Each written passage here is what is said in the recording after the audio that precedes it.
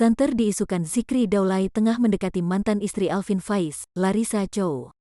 Larissa Chow dan Zikri Daulay bahkan sempat dijodoh-jodohkan oleh warganet, di mana mantan pasangan masing-masing kini telah menikah, yakni Alvin Faiz dengan Henny Rahman. Lantas sahabat Zikri Daulay, Fazzo Ahmad angkat bicara perihal isu tersebut. Hal ini disampaikan dalam video yang diunggah di YouTube Star Story, Minggu, tanggal 21 November tahun 2021. Fazzo merasa seharusnya tak jadi masalah jika Zikri Daulay dan Larissa Chow saling merasa nyaman.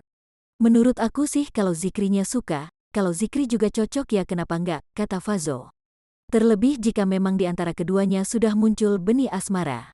Kita nggak bisa membohongi rasa yang ada di kita, begitu. Kalau udah timbul rasa suka, kita tidak bisa membendung rasa itu, tuturnya.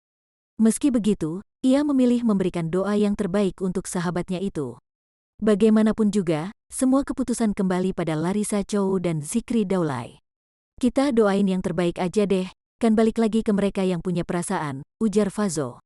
Kendati demikian, Fazzo mengatakan belum ada cerita dari Zikri Daulay langsung soal isu tersebut.